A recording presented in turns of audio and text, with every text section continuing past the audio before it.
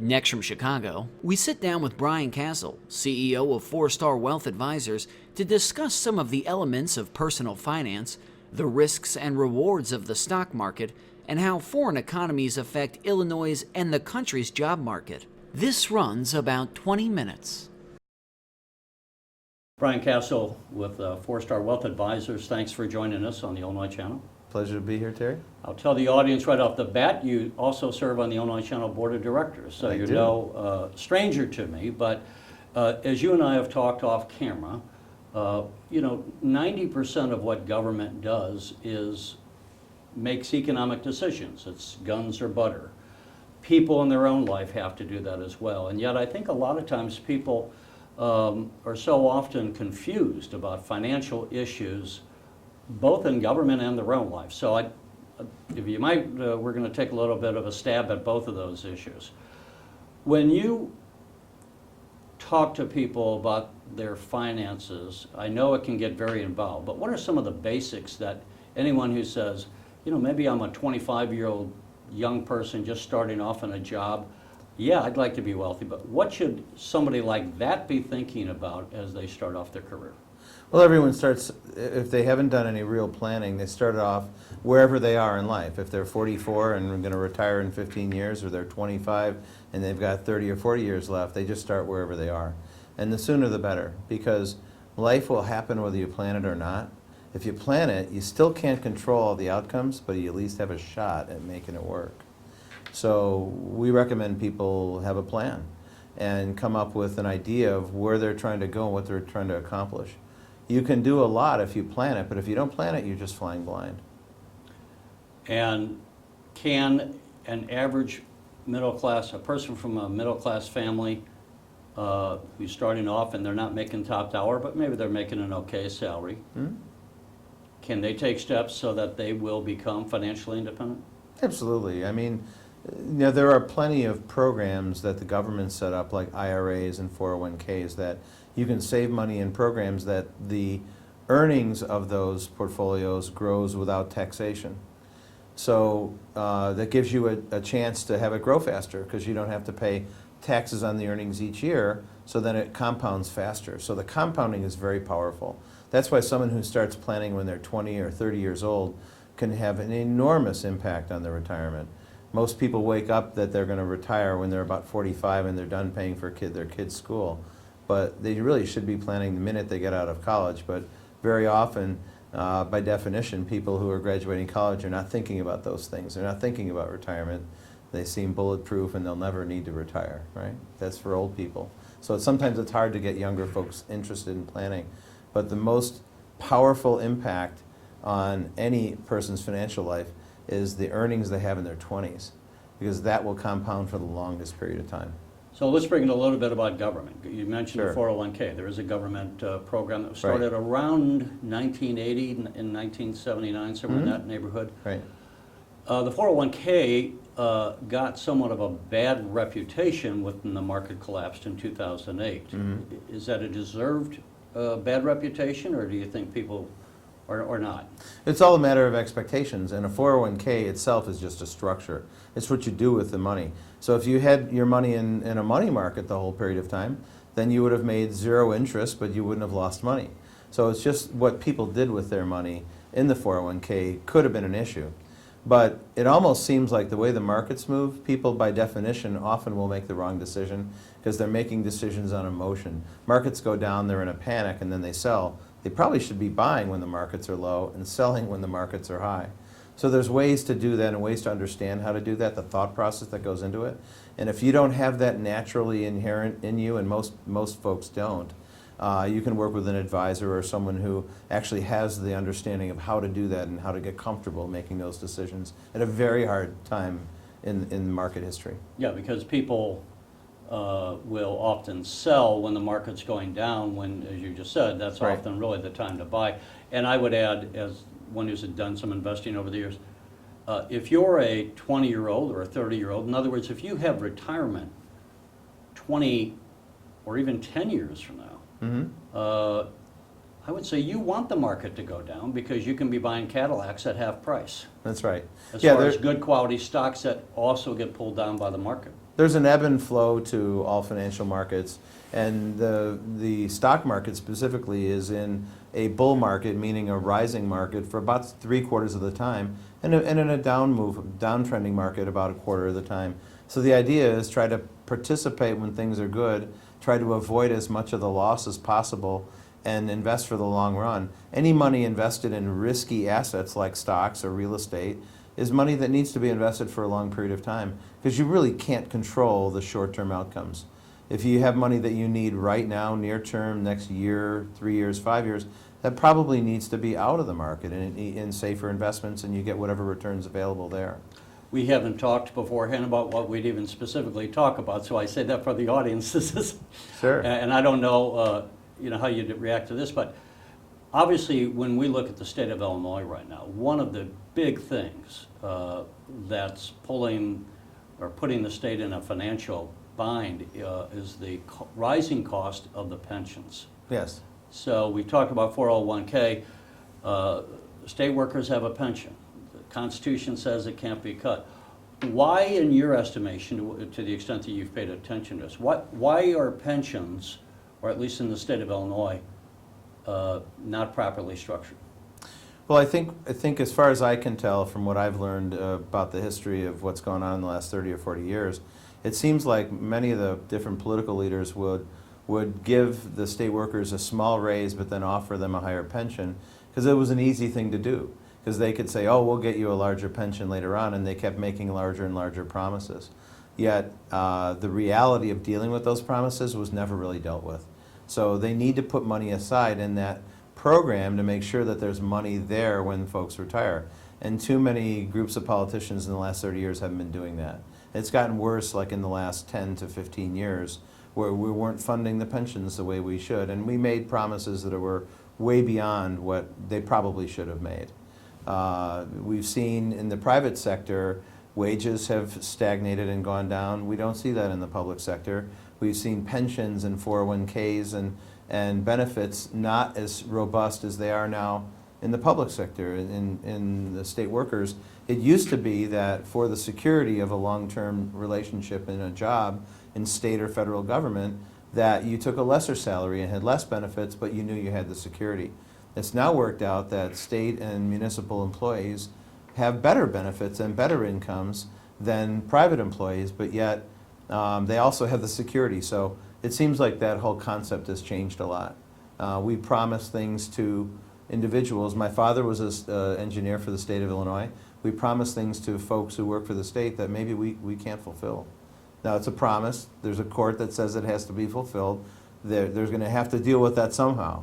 But maybe we overpromised. Excuse me. I think everyone, let's expand it a little bit. When we try to do something in the state of Illinois, one of the things the governor would say, as an example, we have to be competitive. He would draw a line between what the costs are of workers' comp in Illinois versus Indiana. But these days, we live in a global village, so it's not Illinois just competing against Wisconsin, Indiana, or Missouri. Right. We, especially Illinois, has some of the biggest corporations in the world housed here. Yeah. Caterpillar, Abbott Labs, et cetera. When you look at the economy, and 30 years ago, I think you started in your business 30-something years ago, no one looked or considered what China was doing. They were coming out of the dark ages. Now we look at what they're doing. Right. For those who aren't investing or think that's something other people do, that it doesn't impact them, how does what happened in China impact jobs on the street of Chicago? Well, what's happened is the globalization of primarily the labor markets is really the issue. That we brought globalization to the world, democracy in many parts of the world, and so that was all a very big positive thing. At the same time, communication is such that workers around the world know what's going on in other parts of the world, and a large part of the world works for wages a lot lower than American workers. So employers were able to get work done at lower wages overseas, And it's just hurt our labor markets, and it's just because it's a global market. It's not really the fault of government or the fault of companies. It's just the world market. That's the way it is. So the reason why China is an issue is that we've been manufacturing in China much cheaper than in America for a long time, as much as 9 or 10 times less cost than it costs in America.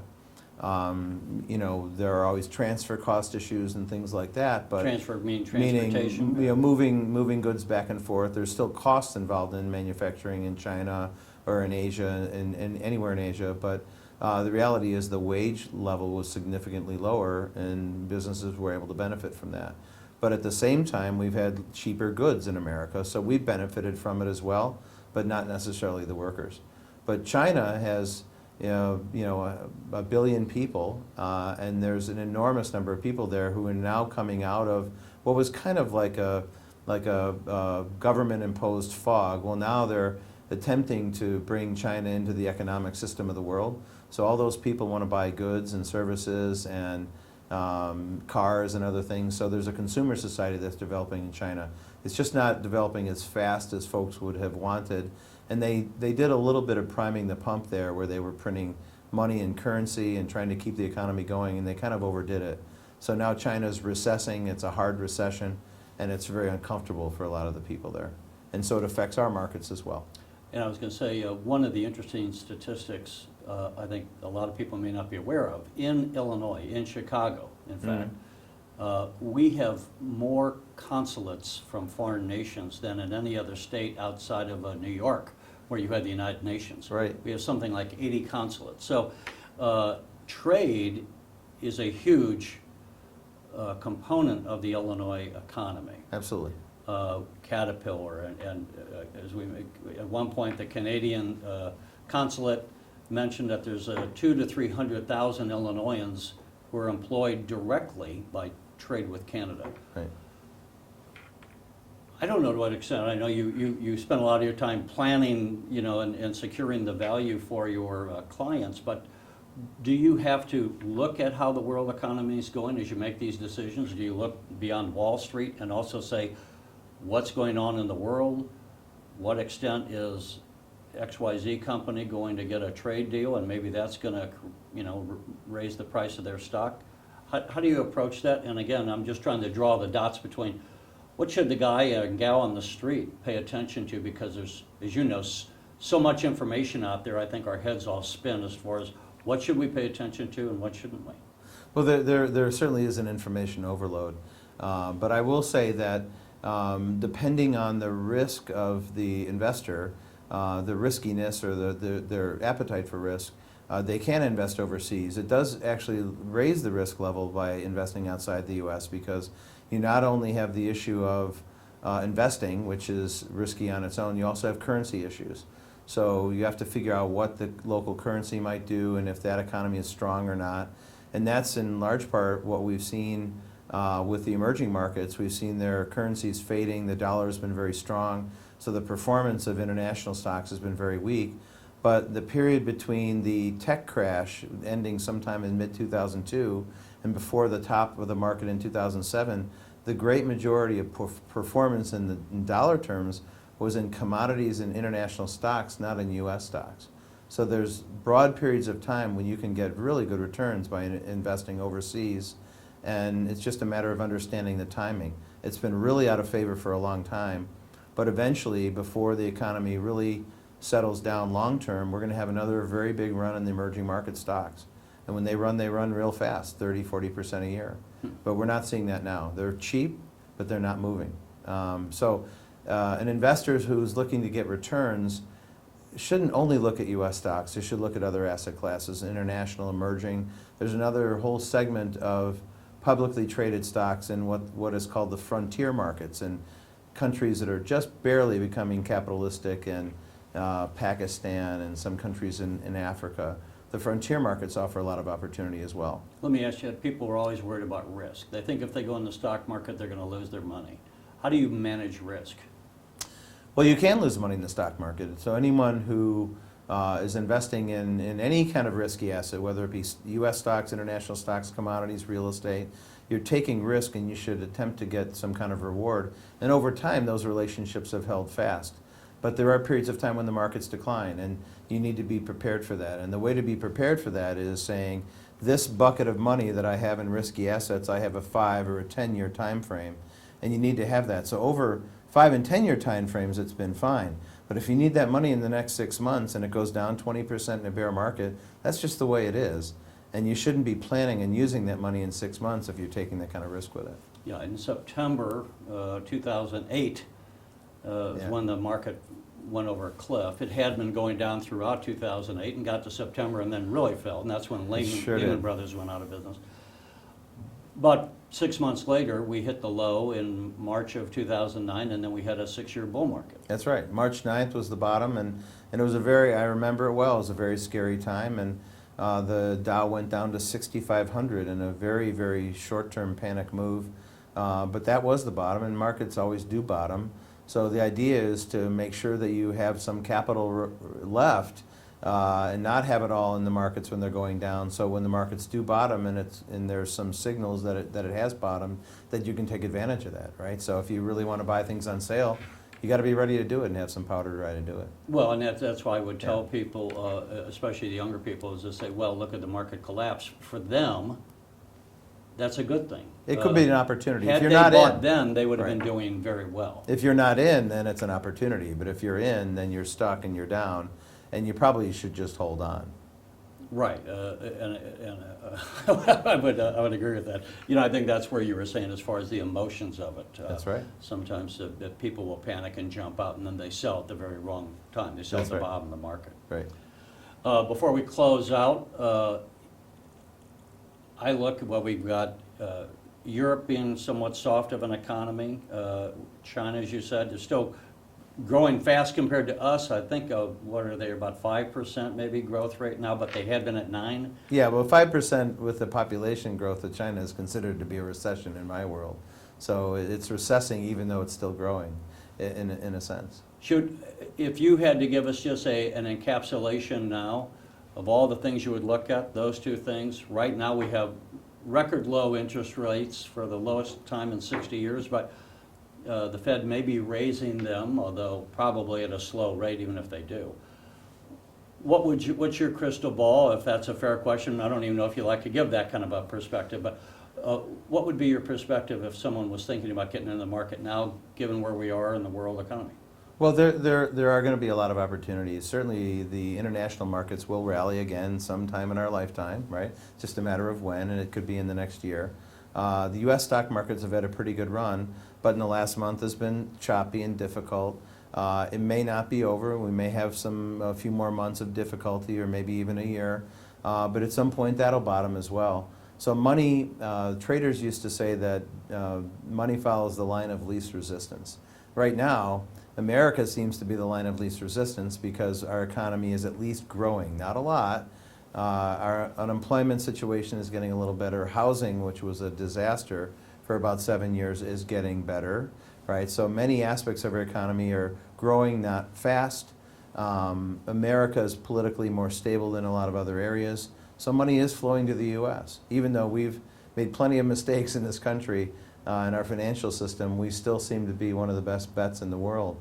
So I think there's going to be a lot of opportunities in U.S. stocks. For those who can handle risk and volatility, there will be great opportunities in international stocks.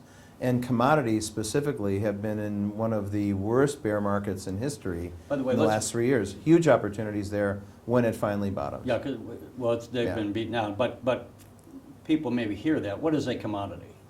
Well, commodity is a series of things. It can be oil-based and energy-based economies, agriculture, commodities. Like corn, grains, and then you can now... Industrial commodities like copper. Yeah, then industrial metals and precious metals. Those are the four major categories: energy, industrial metals, precious metals, and agriculture. So there's a lot of components of all those. And in the old days, the only people that really traded commodities were traders on the floor, the exchange, farmers that would hedge their crop and futures and options and things like that.